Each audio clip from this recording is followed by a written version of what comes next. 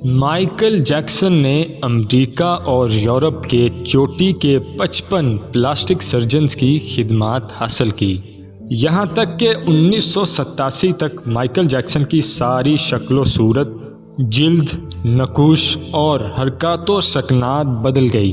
سیاہ فام Michael Jackson کی جگہ ایک گورا چٹا نسوانی نقوش کا مالک، ایک خوبصورت مائیکل جیکسن دنیا کے سامنے آ گیا۔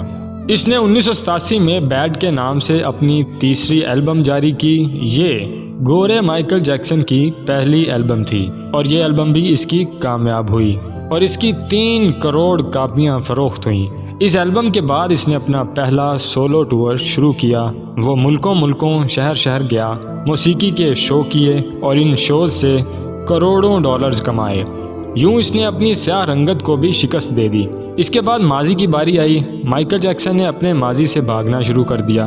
اس نے اپنے خاندان سے قطع تعلق کر لیا، اپنے ایڈریسز تبدیل کر لیے، اس نے کرائے پر گورے ماں باپ بھی حاصل کر لیے اور اپنے پرانے دوستوں سے جان بھی چھڑا لی۔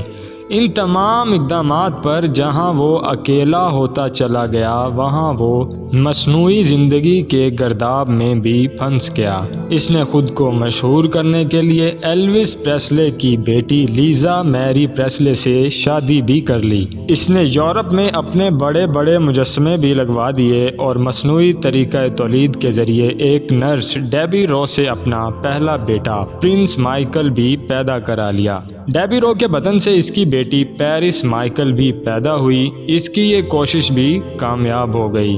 اس نے بڑی حد تک اپنے ماضی سے بھی جان چھڑوا لی، لہٰذا اب اس کی آخری نفرت یا خواہش کی باری تھی۔ وہ 150 برس تک زندہ رہنا چاہتا تھا۔ مائیکل جیکسن طویل عمر پانے کے لیے دلچسپ حرکتیں کرتا۔ مثلاً وہ رات کو آکسیجن کے ٹینٹ میں سوتا، وہ جراثیم، وائرس اور بیماریوں کے اثرات سے بچنے کے لیے دستانے پہن کر لوگوں سے ہاتھ ملاتا، وہ لوگوں میں جانے سے پہلے منہ پر ماسک چڑھا لیتا، وہ مخصوص خوراک کھاتا تھا اور مستقل طور پر 12 ڈاکٹرز ملازم رکھے ہوئے تھے۔ یہ روزانہ اس کے جسم کے ایک حصے کا معائنہ کرتے۔ اس کی خوراک کا روزانہ لیبارٹری ٹیسٹ بھی ہوتا تھا اور اس کا سٹاف اسے روزانہ ورزش کراتے تھے۔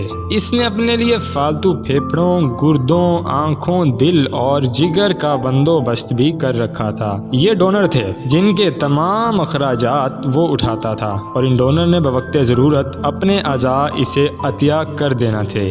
چنانچہ اسے یقین تھا کہ وہ 150 سال تک زندہ رہے گا، لیکن پھر 25 جون کی رات آئی۔ اسے سانس لینے میں دشواری پیش آئی۔ اس کے ڈاکٹرز نے بھی ملک بھر کے سینئر ڈاکٹرز کو اس کی رہائش گاہ پر جمع کر لیا۔ یہ ڈاکٹرز اسے موت سے بچانے کے لیے کوشش کرتے رہے لیکن ناکام ہوئے، تو یہ اسے ہسپتال لے گئے اور وہ شخص جس نے 150 سال تک کی منصوبہ بندی کر رکھی تھی، جو ننگے پاؤں زمین پر نہیں چلتا تھا، جو کسی سے ہاتھ ملانے سے پہلے دستانے چڑھا لیتا تھا، جس کے گھر میں روزانہ جراثیم کش ادویات چھڑکی جاتی تھیں اور جس نے 25 برس تک کوئی ایسی چیز نہ کھائی تھی جس سے ڈاکٹروں نے اسے منع کیا تھا، وہ شخص 50 سال کی عمر میں صرف 30 منٹ میں انتقال کر گیا۔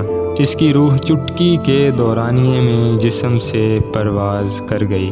مائیکل جیکسن کے انتقال کی خبر گوگل پر 10 منٹ میں 8 لاکھ لوگوں نے پڑھی۔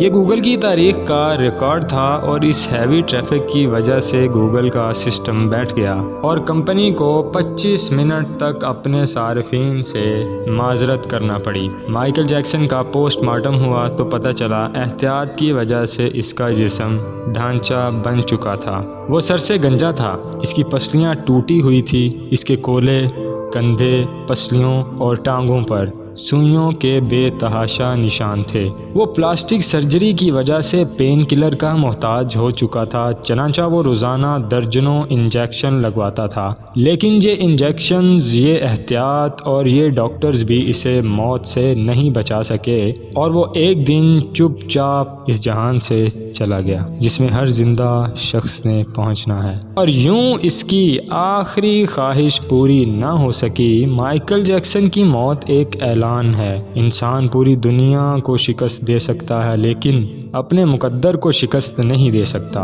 وہ موت اور اس موت کو لکھنے والے کا مقابلہ نہیں کر سکتا۔ چنانچہ کوئی راک سٹار ہو یا فرعون، وہ 2 ٹن مٹی کے وزن سے نہیں بچ سکتا۔ وہ قبر کو شکست نہیں دے سکتا۔ لیکن حیرت ہے کہ ہم مائیکل جیکسن کے انجام کے بعد بھی خود کو فولاد کا انسان سمجھ رہے ہیں۔ ہمارا خیال ہے ہم موت کو دھوکہ دے رہے ہیں اور ہم 150 سال تک زندہ رہیں گے۔ ناظرین، اگر آپ کو یہ ویڈیو اچھی لگی ہے تو ویڈیو کو لائک کر دیں، کمنٹ سیکشن میں مجھے کمنٹ کر کے ضرور بتائیں، اور اس طرح کی مزید اچھی ویڈیوز کے لیے نئے آنے والے ویورز چینل کو سبسکرائب کر لیں تاکہ آنے والی ہر نئی ویڈیو آپ تک پہنچ سکے۔